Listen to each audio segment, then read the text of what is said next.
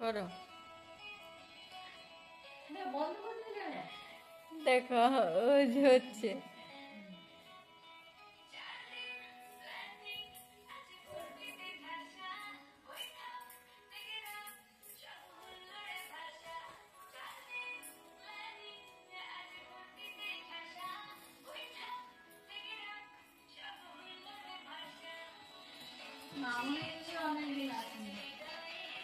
আসছিল শ্রাবণ মাসে একদিনের জন্য, একদিনের জন্য।